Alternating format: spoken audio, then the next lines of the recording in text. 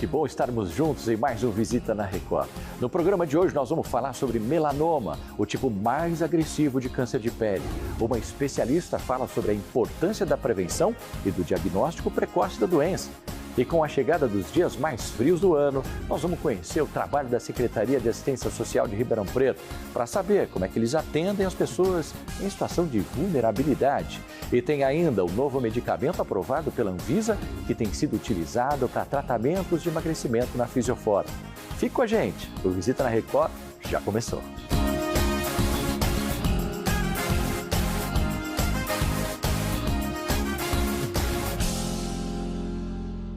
O Visita na Record começa falando de saúde. Melanoma é o tipo mais agressivo de câncer de pele.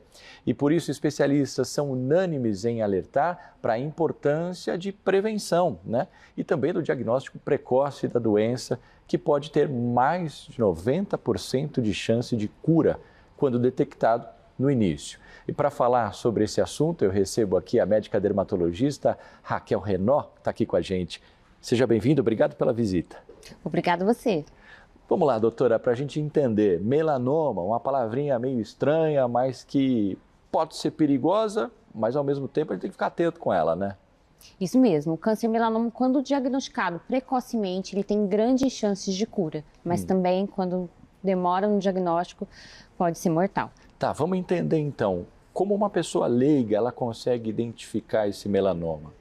Existem algumas regras que foram criadas para um diagnóstico mais fácil do melanoma.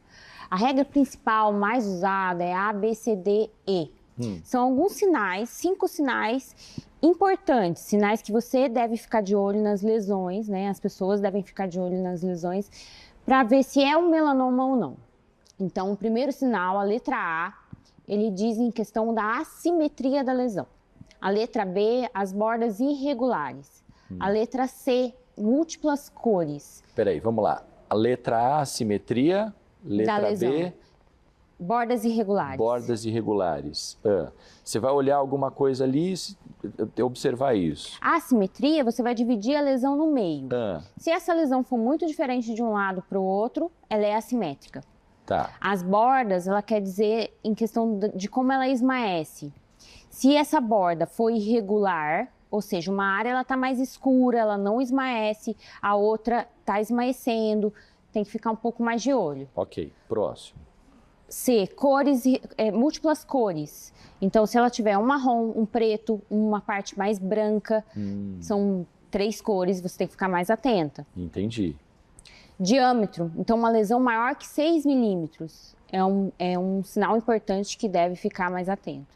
E o mais importante é a letra E, que quer dizer evolução da doença, da lesão. Começa pequenininho e ela vai crescendo. Exatamente. Se ela tiver crescimento, uma lesão que nunca sangrou e começou a sangrar, uma lesão que não coçava, começou a coçar. Então, qualquer modificação é um momento que deve ser buscado um especialista. Tá. Se eu observar essas 5, vamos colocar assim, esses 5 pontos importantes, e desses 5 pontos, eu acho que se encaixaram. É essa hora que eu tenho que buscar o médico? Qualquer dessas alterações, então não precisa obrigatoriamente ter as 5.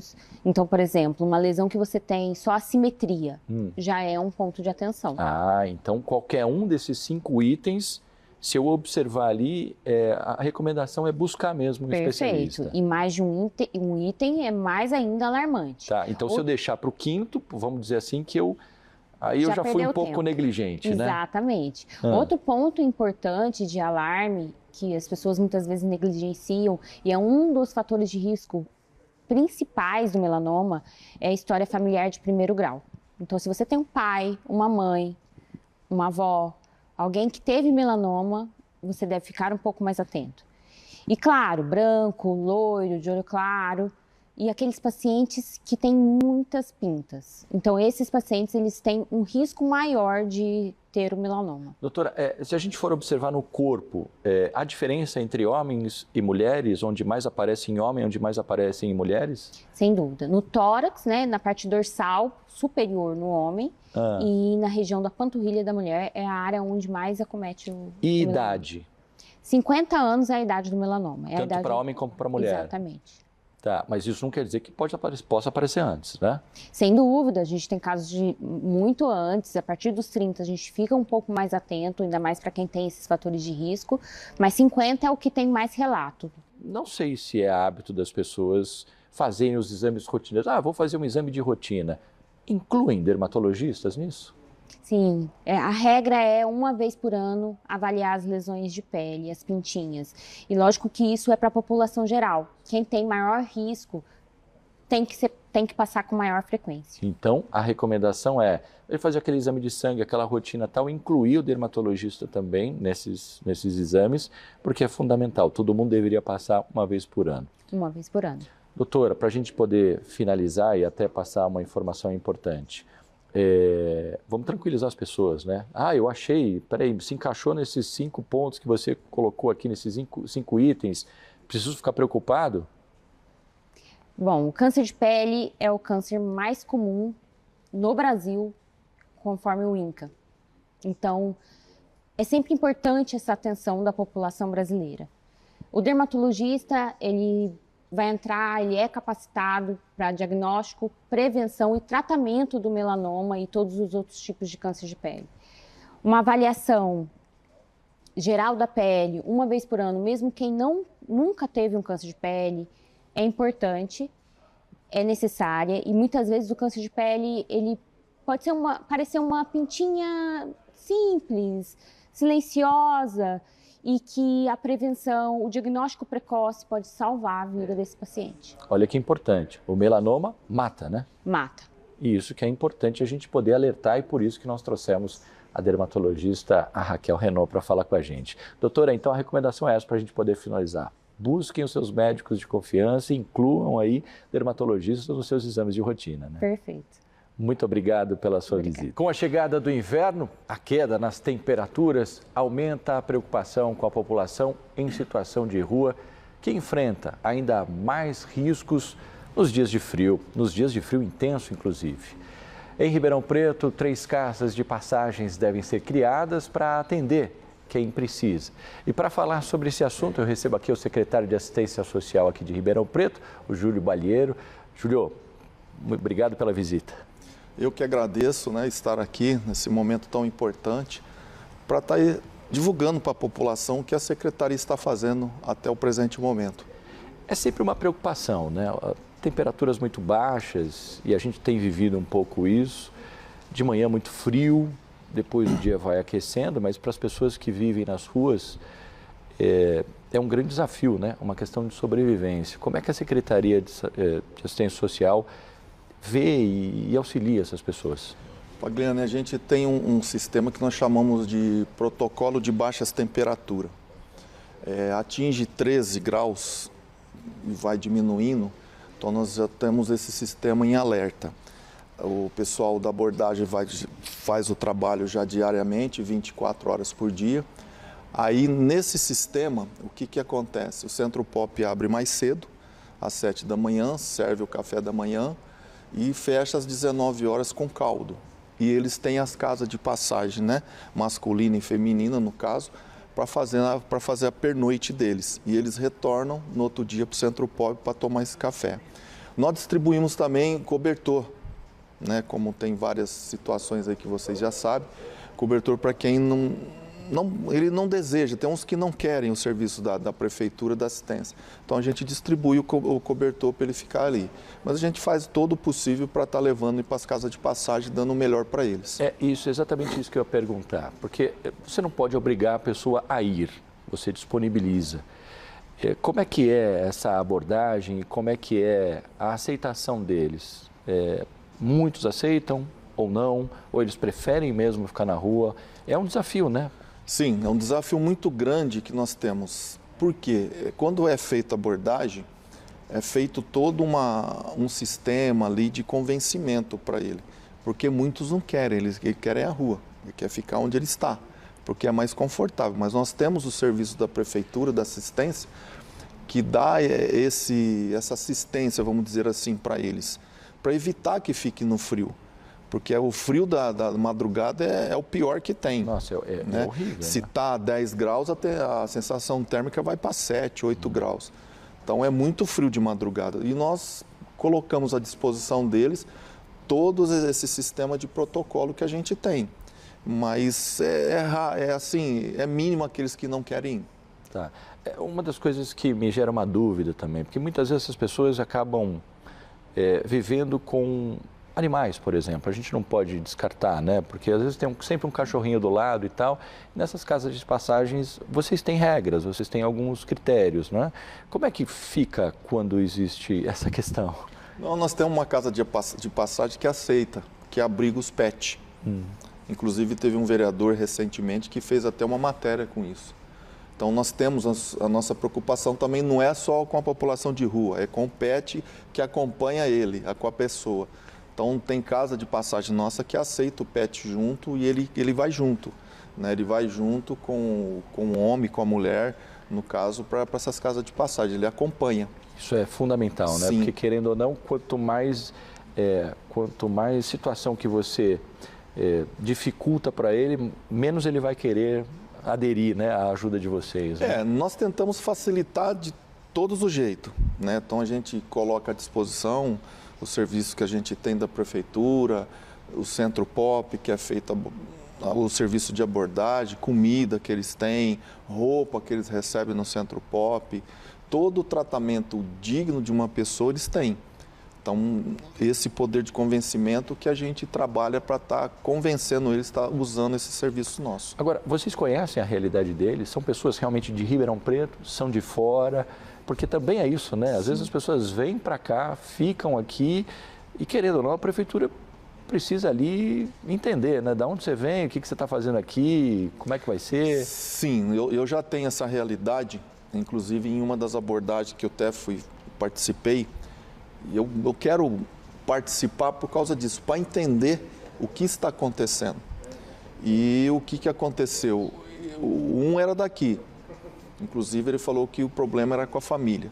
Então, o que nós fizemos o levantamento? Que a maior parte deles é problema familiar. E 80% que nós temos na rua hoje são pessoas de fora. Então, incrível que pareça, o que eu vou falar para você, tem cidades vizinhas de Ribeirão que envia eles para cá, com cartinha até de assistente social. Então, aí fica difícil, porque a demanda em Ribeirão Preto é muito grande. Quer dizer, você já tem, você tem as pessoas que já estão aqui, sim, né? E aí, se você, assim, somar essas pessoas que vêm de fora, quer dizer, já é uma responsabilidade, já é difícil, ainda fica mais complicado, sim, né? Sim, e a demanda é grande, né, Pagliano? A demanda de Ribeirão Preto é muito grande, porque tudo cai aqui. Toda a região metropolitana, Ribeirão Preto acaba abraçando. Cair. Isso em todos os setores, sim, mas como nós estamos falando na questão de moradores de rua, né? Sim, a assistente social, ela abraça todo esse conjunto de fatores que faz parte da região metropolitana. Sim. Então, aumenta muito o desafio nosso como gestor e como demanda também do município.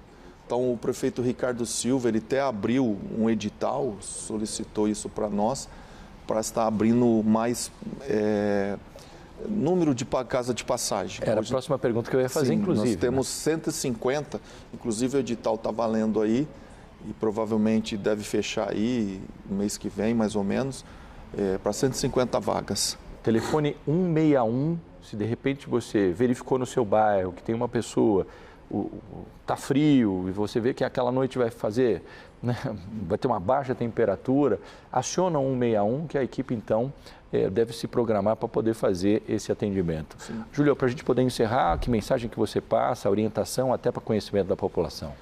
Olha, agradecer, né, toda a equipe da secretaria, os funcionários que são comprometidos, a população que está nos ajudando muito, os nossos parceiros também que têm nos ajudado muito. Então, agradecer e falar para a população, contar com a população nesse sentido, que nos ajude a estar ajudando esse pessoal, porque é um pessoal que precisa e a demanda nossa é muito grande e a cada dia cresce. Também vai ter aí, só para complementar, o Bom Prato, que vai inaugurar entre outubro e novembro, que vai ter também a Secretaria da Assistência Social em cima, vai ser 2 andares, embaixo é o Bom Prato para servir comida, junto com os cachorros, com os pets que vão ficar ali. e procurar nos ajudar nesse sentido. Aonde tiver população de rua ali, para estar nos avisando, para a gente ajudá-los da melhor forma possível. Muito obrigado, Júlio, pela sua entrevista aqui no Visita. E o novo medicamento para emagrecimento, aprovado pela Anvisa, está mudando hábitos de consumo e revolucionando os tratamentos contra a obesidade. Em Ribeirão Preto, a clínica estética Fisioforma foi pioneira ao incluir a substância em um protocolo multidisciplinar. E para a gente entender como tudo isso funciona, esse novo método, eu vou conversar com a doutora Luciana Sensini, que é fundadora da clínica Fisioforma, que tem unidades no interior de São Paulo, também na capital. Vamos lá para a gente fazer esse bate-papo. Obrigado pela visita. Eu que te agradeço. Vamos lá entender um pouquinho. Deixa eu ver se eu acerto esse nome. Tirzepatida. Isso mesmo, é o princípio ativo do Monjaro, que é aquelas caretinhas, né, que realiza, você faz o procedimento injetável para o emagrecimento. Tá. Como é que isso vocês conseguiram inserir em todo esse protocolo? A Fisioforma já, ao longo de toda a sua trajetória, sempre se preocupou muito em devolver para as pessoas mais qualidade de vida, mais saúde. E a gente já tem o nosso método de emagrecimento, que é o nosso método 4D de emagrecimento, que é um método consagrado, que já reunia alguns profissionais, como nutricionistas, farmacêuticas, esteticistas e também psicólogos para um acompanhamento comportamental. Quando a gente viu o surgimento, né, dessas novas canetas de emagrecimento, esse novo processo de ajudar as pessoas, nós logo vimos a necessidade de incorporar na nossa equipe um acompanhamento médico para fazer a prescrição e a orientação dessa substância de acordo com a necessidade de cada pessoa, para ajudar no processo mesmo de controle da compulsão, que é uma das maiores dificuldades que as pessoas têm. Bom, é uma realização, né? Você conseguir ter um resultado, eu sei que vocês conseguem isso com uma excelência, muda a vida da pessoa e também é um desafio seu buscar cada vez mais tecnologias e o que pode agregar para esse resultado satisfatório. O que vocês têm percebido? A gente tem percebido que o medicamento, ele é uma ferramenta, é como se fosse uma bengala para ajudar as pessoas a sair desse momento, dessa inércia, dessa procrastinação e desse momento que ela vive com tanta dificuldade.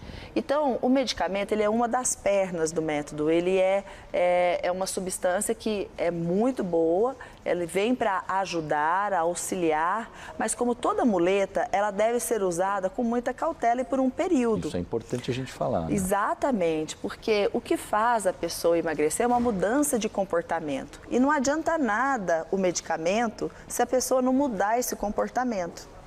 Então, a metodologia, ela abrange principalmente tudo isso, um bom acompanhamento comportamental, emocional, de suporte para aquela pessoa, para que durante o processo de aprendizado, de reaprendizado e de novos relacionamentos com a alimentação, ela consiga fazer isso, mas depois ela tenha consciência e clareza que ela perpetue isso ao longo da vida. Porque quem tem o problema da obesidade, ela tem que estar lidando com esse problema a vida toda, né? Então, a gente ajuda ela a ter os primeiros passos com mais segurança, mais assertividade. O medicamento, ele é muito bom quando prescrito corretamente, por isso que a médica, ela tem que conhecer os dados clínicos da pessoa, fazer exames prescrição, né? E aí sim, prescrito, ela vai passar por toda uma bateria de profissionais onde vai ajudá-la, junto com tudo isso, a atingir os seus objetivos. Como todo medicamento, tem os seus pontos positivos, mas também há os efeitos colaterais. Como é que isso é controlado? Isso é controlado porque, assim, com uma boa história clínica, com um bom diagnóstico, você tem mais assertividade na prescrição, respeitando muito as contraindicações do medicamento, que são muito importantes.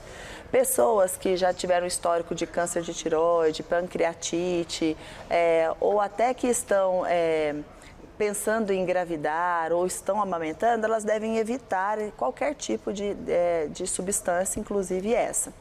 E aí, com essa assertividade, todo esse monitoramento, você tem uma assertividade maior e consegue proporcionar um resultado com mais segurança. Mas eu volto a dizer, o que acontece é que muitas pessoas estão passando simplesmente pelo médico, às vezes pega a receita e não tem um acompanhamento. E Precificar a dose é muito importante, o quanto da substância vai ser aplicada, que local do corpo vai ser feita a injeção, pode ser feita às vezes em certas pessoas, é melhor aplicar no braço, outras na perna, outras no abdômen. E a quantidade de doses também. E sempre é importante ressaltar que o medicamento ele não é um inibidor de apetite. E as pessoas estão achando isso também. Eu quero ficar sem fome para não comer e emagrecer. E não é assim. Ele vai controlar a sua compulsão, onde vai te ajudar a você fazer o que você tem que fazer. Que não tem milagre.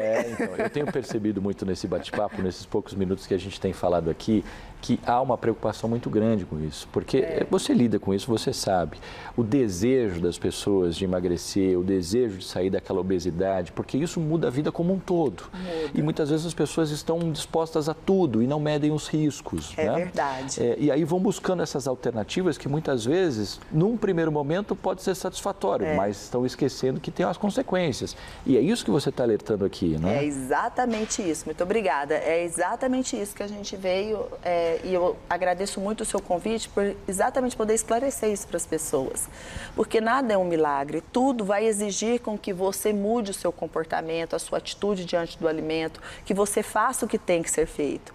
Beba a quantidade de água necessária, que você faça as suas trocas alimentares, as suas escolhas, né, alimentares por alimentos mais saudáveis, abandone os alimentos processados.